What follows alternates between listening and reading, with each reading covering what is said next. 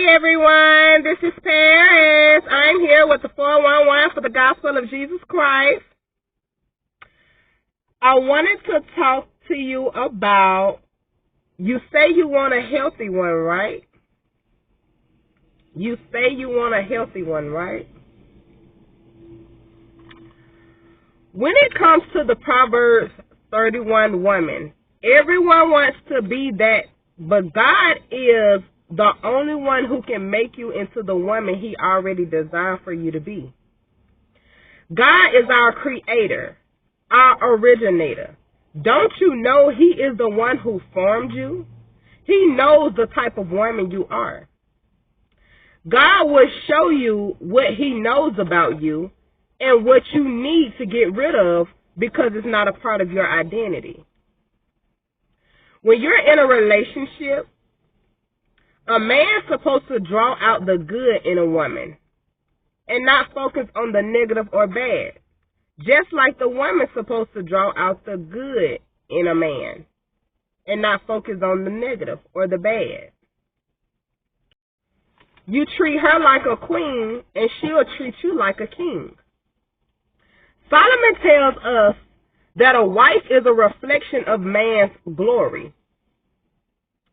You both are supposed to be committed to God, and you're supposed to be committed to each other. You all become oneness when you join together with God. What you speak over your spouse is what you will get. This is not an option. This is a habit that is necessary. When you speak life over your spouse, he or she supposed to be secure. They're supposed to feel healthy. They're supposed to feel confident. They're supposed to feel beautiful or handsome. They're supposed to feel like a king or queen. They're supposed to feel strong. They're supposed to feel love and radiant. God said they will come to see your light. He said great kings will come to see your radiance. In Latin, the word husband means house band, like a rubber band holding multiple objects together. Being a male doesn't make you a man. Being a female doesn't make you a woman.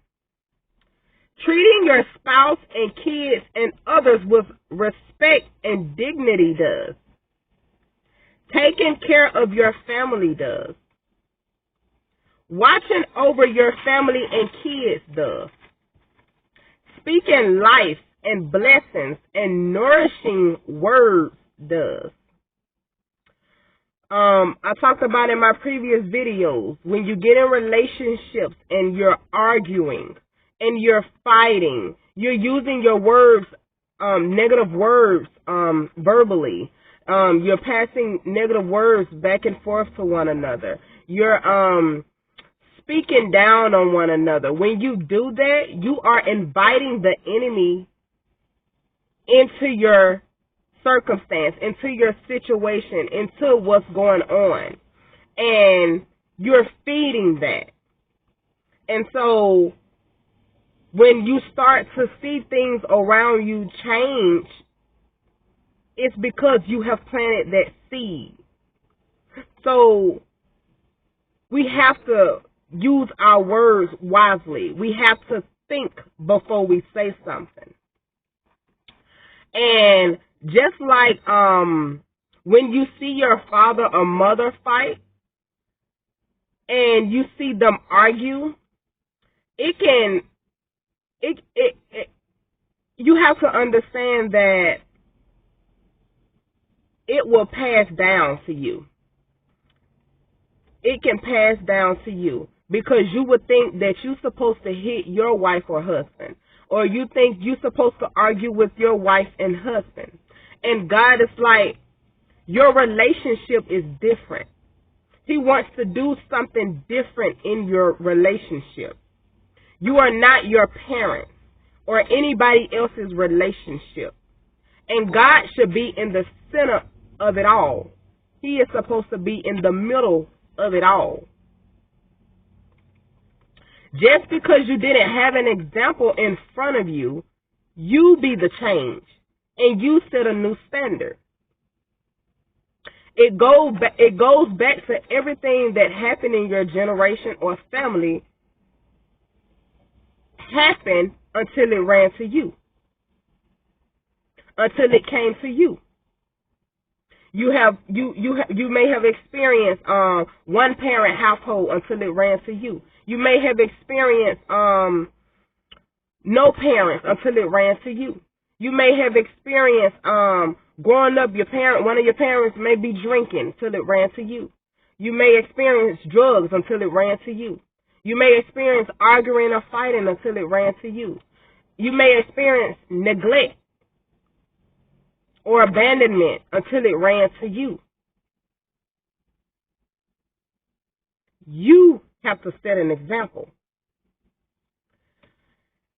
Fight for your family and your kids and make time for them.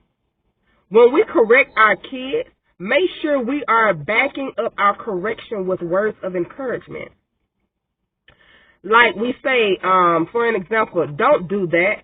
Stop acting like this or stop acting like that. But then you say behind it, you are wonderful. Don't throw that over there or pick that up because you're a leader. This is how we can help our kids with their identity. God wants us to honor our relationship and respect our spouses. For those who are single, God wants to show you how to become that man or woman for when he do present your person to you. Again, we're talking about, you say you want a healthy one, right? Have a good one, everyone.